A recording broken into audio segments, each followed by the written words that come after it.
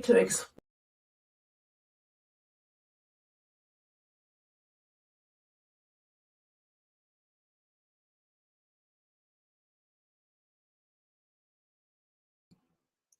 we having a little technical difficulty this morning, but that's okay. We will continue on. And we are on episode number 3 of the book of Judges. And I have to say this, the book of Judges, the writer of Judges, did a marvelous, a great job for Judges chapter 2 and chapter 1, because both those chapters are really laying down some uh, foundation of us to understand the rest of the book. But these chapters really prepare you to understand the situation, what's going on, the problem, the people choices, and all of that. If you have the foundation of the Torah in the book of Joshua, it heightens and understanding the knowledge of especially these 2 chapters that we just entered in. But I think what really stands out to me most of all is that it shows grace, mercy, compassion, and love of Yehovah to his people. Welcome to Reconcile the Kingdom, where we're working towards becoming in a harmony of the whole word of truth. My name is Patrice Robinson, and I greatly appreciate all of you who's able to join me on this live premiere. And for those of you who are able to join me on the replay, everyone is most definitely greatly appreciated. But I'm hoping that you're just not here just to listen to me. I'm hoping that you are actually studying alongside with me and that you are ready to join this family that does not mind studying the scriptures, does not mind doing the research that it takes to understand the word of Jehovah, does not mind challenging the religious teachings that we have been under for hundreds of years, and does not mind consider themselves as a lifetime student of the Bible. And you can easily join this family by hitting that subscribe button below. And don't forget the bell, because the bell lets you know when I'm live, when there is updates or there's any announcement from this ministry. And that is not the only way that you can support this ministry. The other ways that you can support this ministry is by making comments in that comment box. One, so that we can communicate as a community, as a family, but also sharing the links. Right now, you are live. We are live. You can most definitely share this link to your friends and your family, all your loved ones. You will share this because if you're learning something, they can learn something too. And don't forget to give me a thumbs up. Thumbs up, let YouTube know that they need to send this information out to more people. That's the purpose of the thumbs up. Follow me on Facebook, Instagram, Pinterest, Spotify, YouTube, and YouTube Podcast. Those are the many different social medias that we're using to get the keys to the kingdom out to the nations. And don't forget, we have an online digital shop where you can purchase your individual Bible companions and your Bible companion workbooks. That is most definitely available to you. And we have donate in the love jar. What does donating in the love jar does? What it does is you are partnership with me so that we can get this ministry out, so we can teach the foundation of the word, so we can make disciples of people, starting with the elementary level. Remember, the elementary level for us today is first laying down the foundation of learning about his word. The difference between us today and the disciples that we read about in the Brit Hadashah is they have the foundation. They grew up learning the word of Jehovah. Many of us grew up learning the word of Jehovah all the wrong way. We are not learning the Hebrew roots of our Christian faith. So donating in the love jar helps partnership with me so that we can get the word of Jehovah out and about. So those are the many ways that you can support this ministry. And you can find all this information in the description box below. Now, I do appreciate everyone who does not shop in the online digital shop on the Sabbath day, and that you will totally wait till the Sabbath day is over before you go to the online shop. I want to remind you that you also have the opportunity to ask questions at the end of this teaching. And you can also just send a comment and let me know that you have a question. I will save those questions to the end. But making comments and sharing the link is most definitely encouraged throughout the teaching. All of those are welcome. So just want to remind you of that. And we always begin our teachings with our key points, which is our recaps of last week, because last week we did Judges chapter 1. So I'm going to pull up my key points, my sheet out of the workbook that I use. I use the same workbook that is in the online digital shop. We have the same workbooks that I use. So that is available to you. So we're going to go over the key points, and the first one, of course, is that green check. I like the colors. I like markers. The nine tribe is now at war trying to attain their allotment of land. Under Joshua, they did not do that. We have the same event of Caleb's nephew marrying his daughter due to he conquered the land of Keturah, which is that specific event. You can find it in Judges and you can find it in Joshua, the exact same event, because it's laying some foundation about the Judges as we continue on. And then we have Jethro's family joins in with Judah. This is Moses' father-in-law family. And we have to remember that Moses' father-in-law family was the Midianites. The Midianites were Abraham's bloodline. They were from his children. They're from Keturah, his second wife. The Midianites are the bloodline of Abraham. Then we talked about the tribes that they did not conquer all the land. Of course, we have our word study. They put the Canaanites to tribute, which means they put forced labor on them, made them slaves. We have our cross reference that we spoke about last week. And going to the application and insight. The name changes that you see in the Bible, I think that's what really confused people to understand who is who. This is the reason why you need to go verse by verse and take your time through the word of Jehovah, because you will get confused, because the names does change, but it's the same tribe, it's the same different people, it's the same people, same group of people. And then we have the tribes on the west side of the Jordan was able to give their land. And this is before they crossed over to the Jordan River. So mainly all the tribes were fighting at the time. That's probably why they were able to gain their land. But I want to point you to the question that I had last week.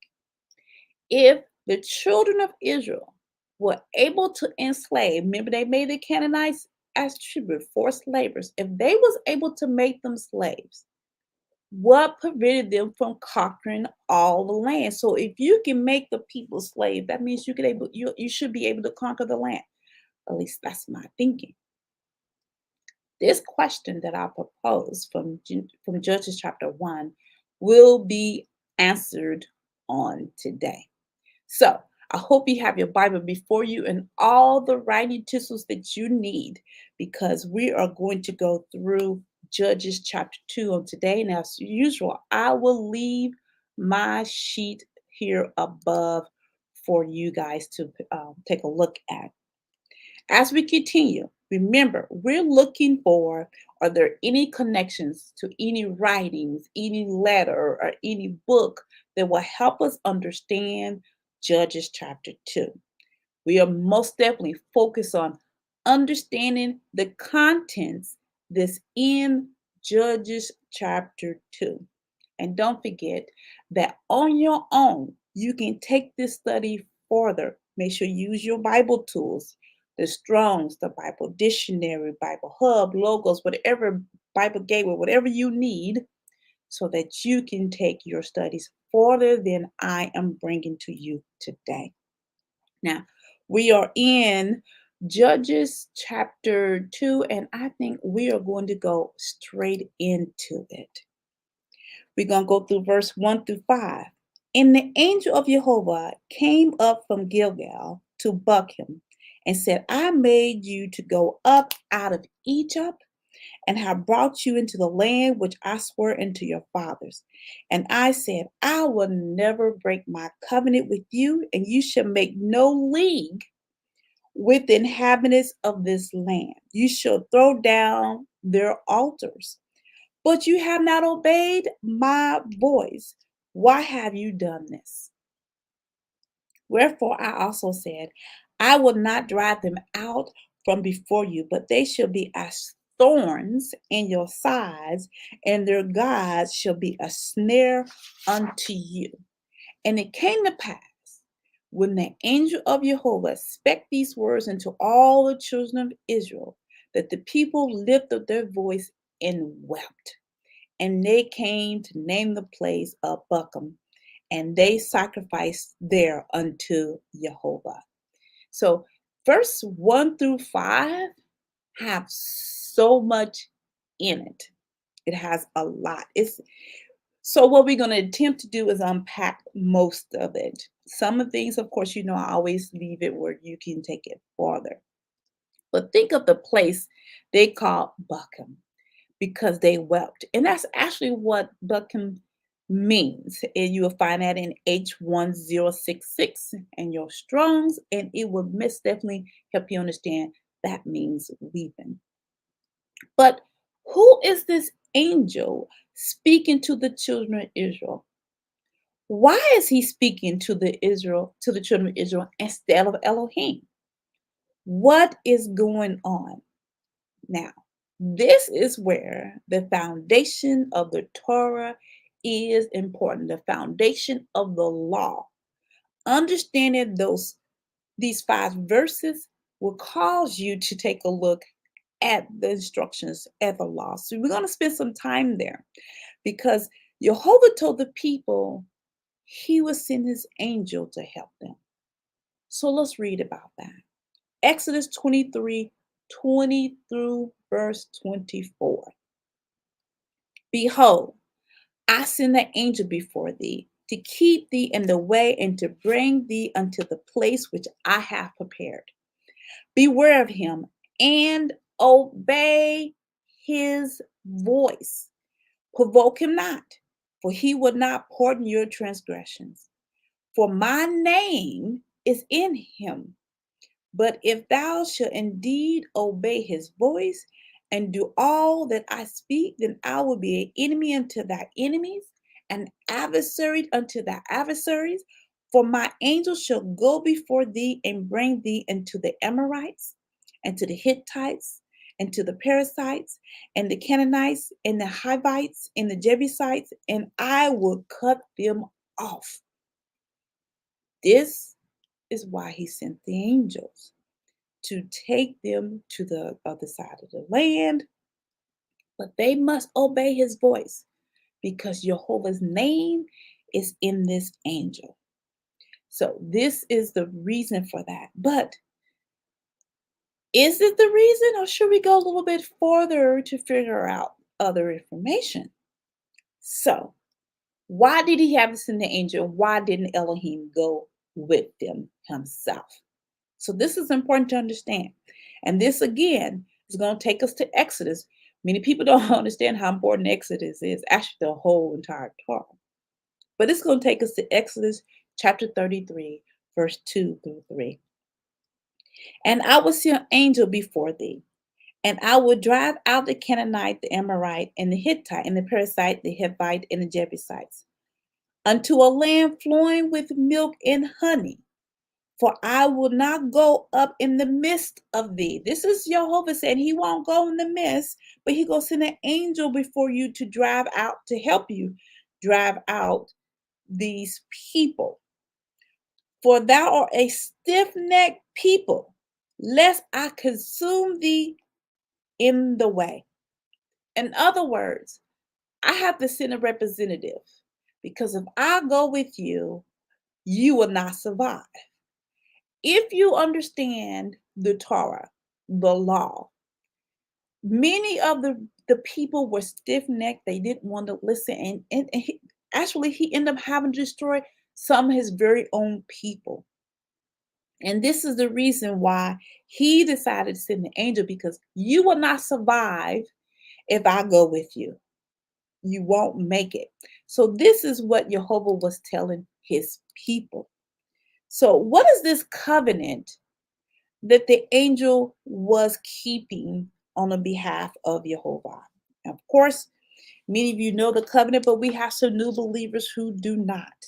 So Exodus chapter 6, verse 4 through 8. And I've also established my covenant with them to give them the land of Canaan, the land of their pilgrimage, wherein they are strangers. And I have also heard the groaning of the children of Israel, whom the Egyptians keep in bondage. And I have remembered my covenant.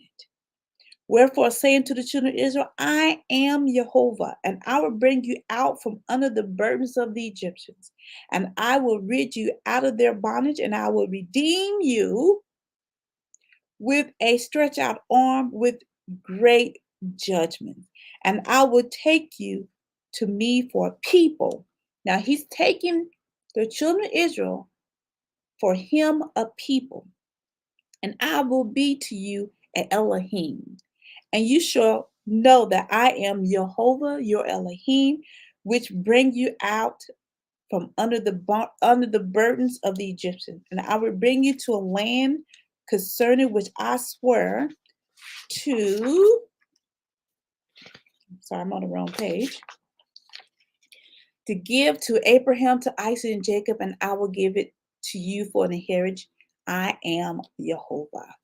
So that's the covenant that the angel was upholding, that he was not going to break, because this is what Yehovah has spoken. And remember, again, the angel is in the name of Yehovah is with him.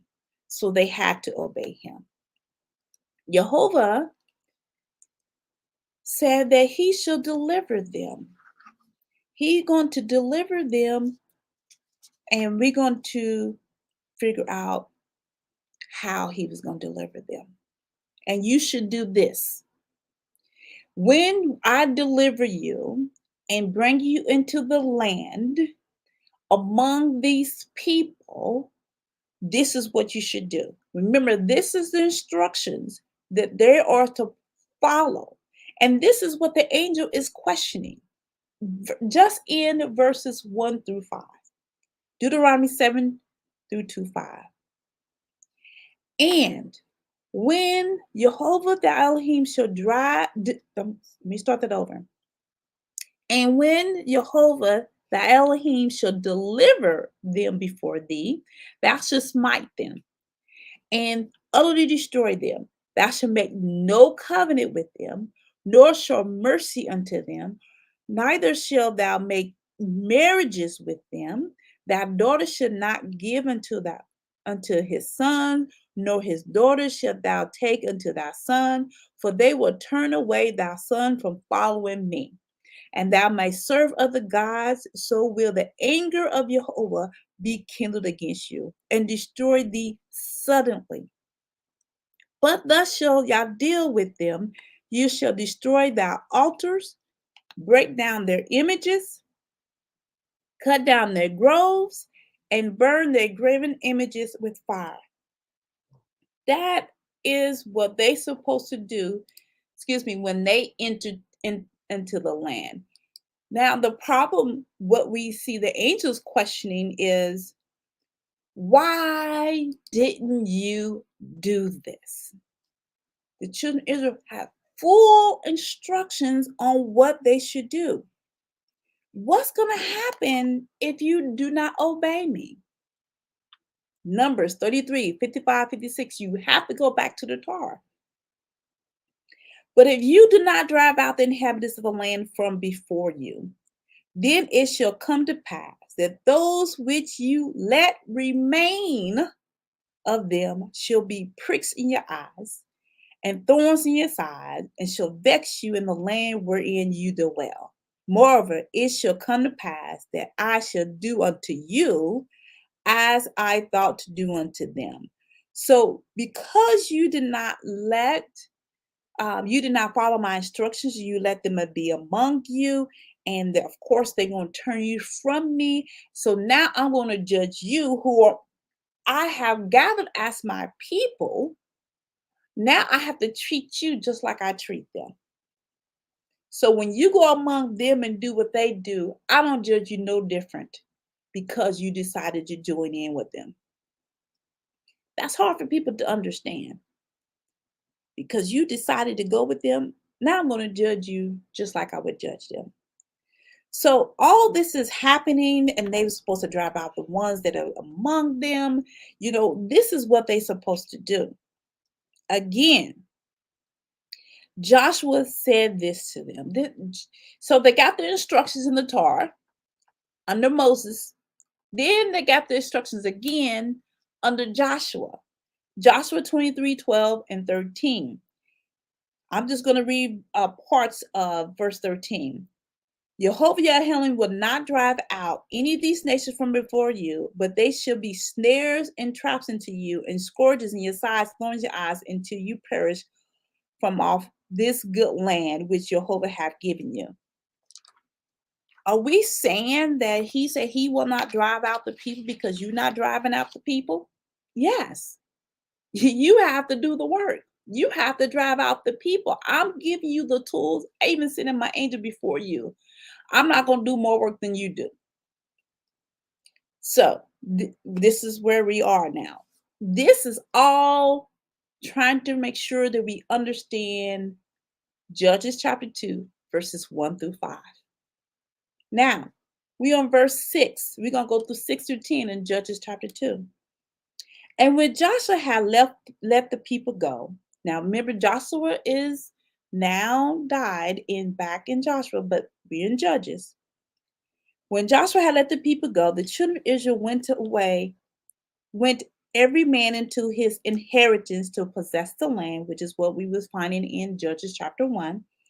And the people served Yehovah all the days of Joshua and all the days of the elders and the ones that outlived Joshua, and who has seen all the great works of Yehovah that he had did for Israel.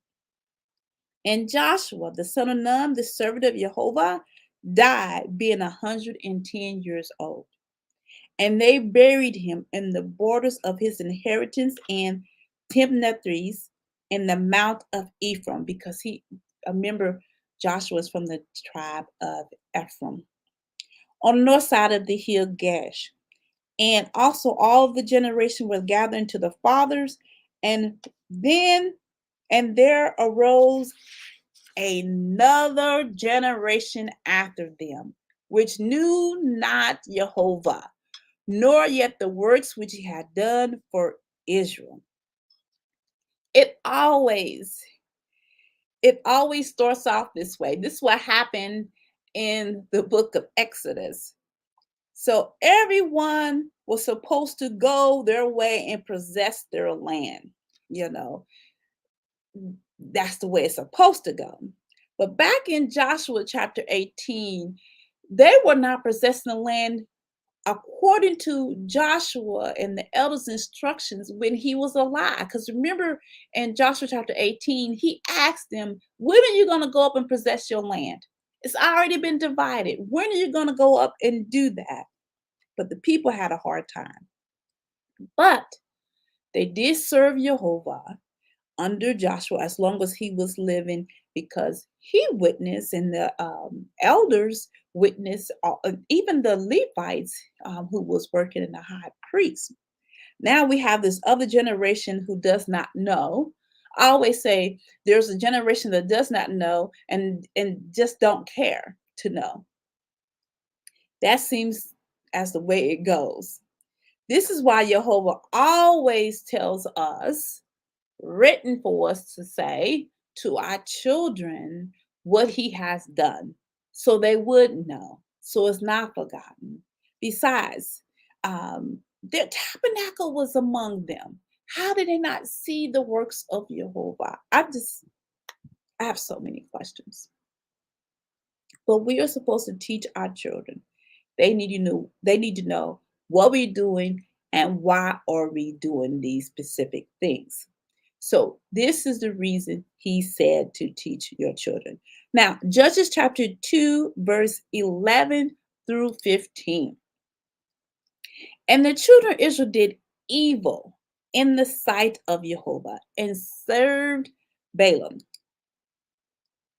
And they forsook Yehovah Elohim of their fathers, who brought them out of the land of Egypt, and followed their own gods, of the gods of the people that were around about them, and bowed themselves unto them, and provoked Jehovah to anger.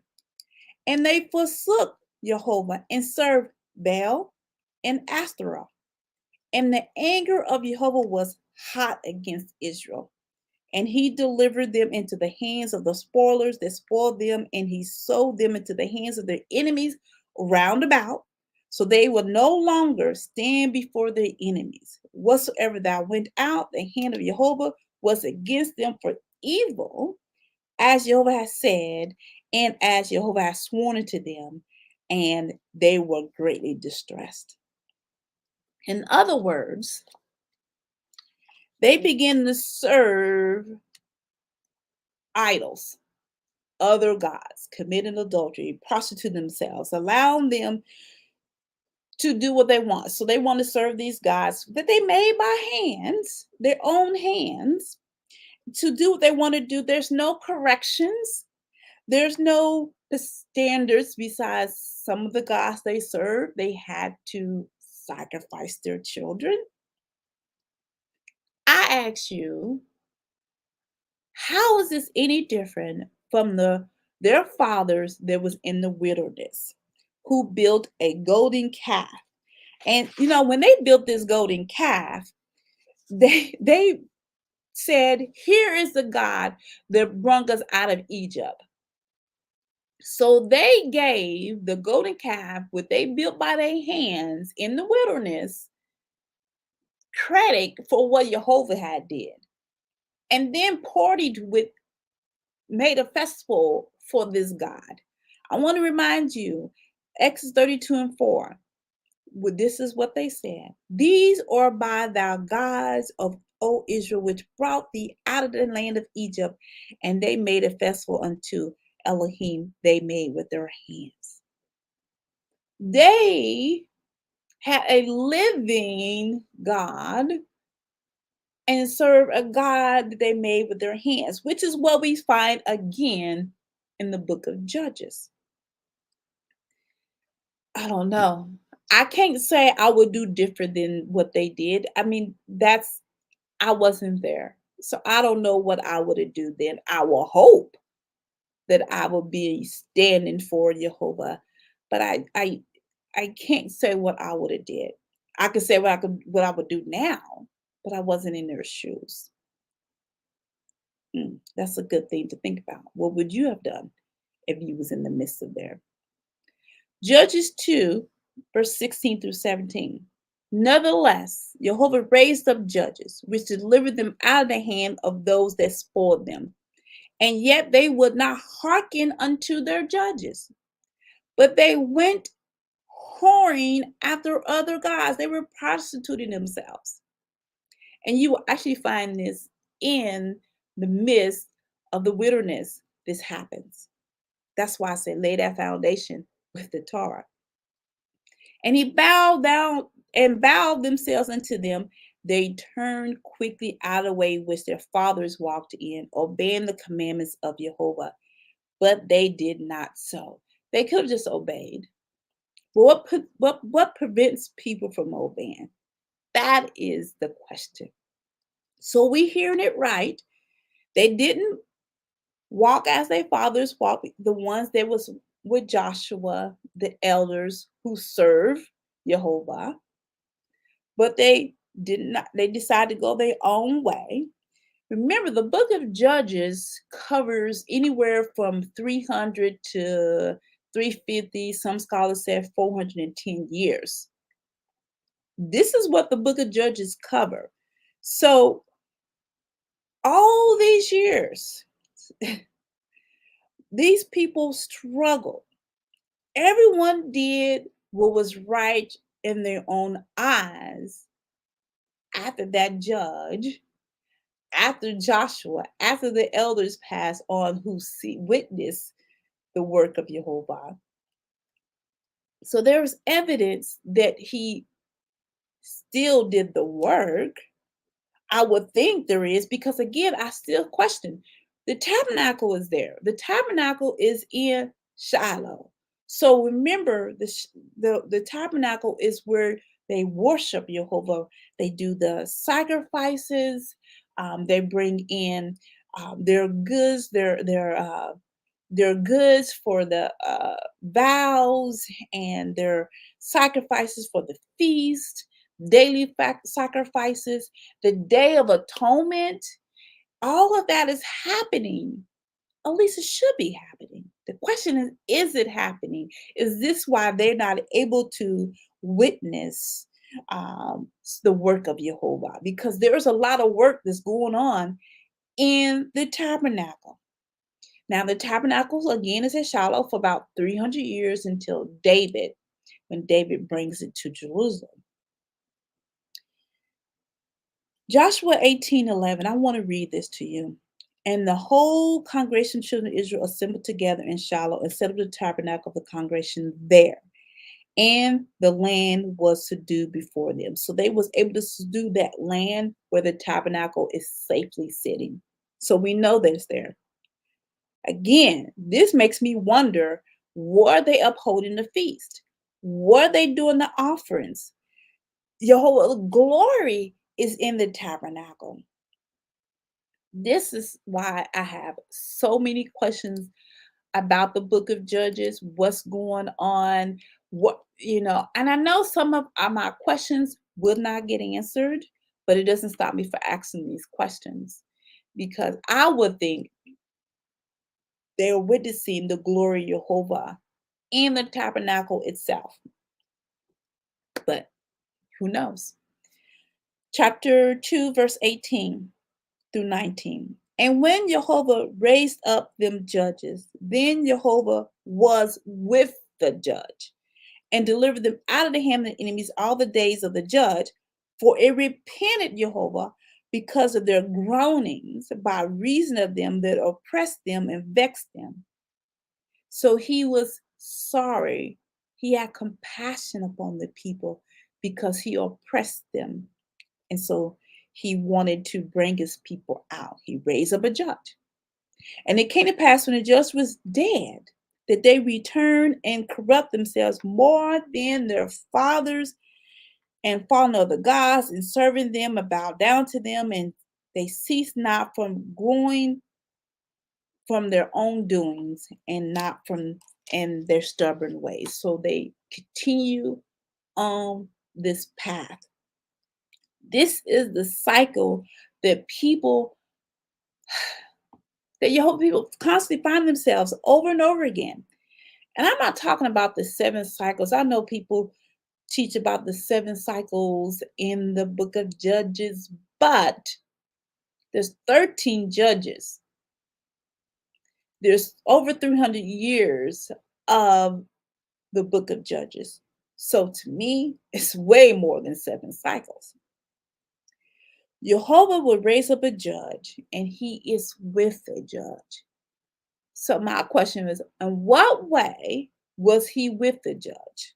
And again, as we continue through the book of Judges, we're going to find out what way he was with them. How did the people know that Jehovah was with that judge? The key point As Jehovah would oppress the people because of their disobedience, and the purpose of oppressing them is to put them in repentance, to correct them, and which causes a person to repent. And so after that judge that came along and delivered the people, and however long that judge was alive, then that judge dies, the people turn their own ways, serving other idols, other gods, other things, choosing their own path instead of following the path that Jehovah have given them. Remember, he'd given them the instructions that will bless them, keep them from being oppressed, protecting them from the evil one and their enemies. All they had to do was obey. Judges 20 through 23. And the anger of Yehovah was hot against Israel, and he said, because that these people have transgressed my covenant, went on their own way, not following my commandments, which I commanded these fathers, and have not hearkened unto my voice, I also will not henceforth drive out any from before them of the nations which Joshua left when he died. So remember, there were still people, Canaanites, all in the land, even after Joshua had died, which Jehovah could have just taken them out of there. That through them I may prove Israel whether they will keep the way of Jehovah to walk therein as their fathers did keep it or not. Therefore, Jehovah left those nations without driving them out hastily, neither delivered he them into the hand of Joshua. It is natural for Jehovah to be angry. He came into Egypt, he saved his people, he gave them salvation, he redeemed them, he kept his covenant that he made with Abraham, Isaac, and Jacob. But the children of Israel, his first son, firstborn son, his people, his first nation, his wife, turns from his ways and rejects him, rejects his laws, reject everything, which is not new. That's exactly what happened in the wilderness. We must point out that he decided not to drive out the rest of the people and use those other nations to test his people, that they may keep his ways no matter what's going on around them, to stand no matter what's going on around them, to obey no matter what's going on around them. This is how he tests his people. Yehovah is always testing his people. This is nothing new. This is what happened way back in the garden, remember? And this is going to continue to happen until the end of times. He's going to always test his people. Why is he testing his people? For the eyes of Jehovah run to and fro throughout the whole earth to show himself strong on behalf of those whose heart is perfect toward him. 2 Chronicles 16 and 9. He's looking for a people that would keep a covenant with him. He's looking for a people that will stay committed toward him. He's looking for a people who would not turn to the left or turn from the right. He's looking for a people that will meditate on his word day and night so that they may be successful. He's looking for those people. He's not looking for a perfect person. When people see perfect, they think a perfect person. If you are a perfect person, there would be no need for Yeshua. Now we know we need Yeshua, and so we know that we're not perfect. He's not looking for a perfect person. He's looking for someone who's committed to him all the way to the end. We got to run this race all the way to the end. I pray that you have really learned something today, that something have provoked you to dig in deeper in the book of Judges, chapter 2. I'm hoping that you're learning something and sharing this link because, again, if you're learning something, someone else can learn something. I want to encourage you to join me on Tuesdays at 7 o'clock p.m. because we're going through the Torah studies. Right now, we are on Genesis chapter 31. We are on part 2. So we're going to complete Genesis chapter 31. And the Torah studies is something that we go through slowly, lay some foundation because people don't understand the word. This is why we have to pray that our eyes be open because clearly even Yehovah's people had a difficult time with their eyes being closed when Yeshua came.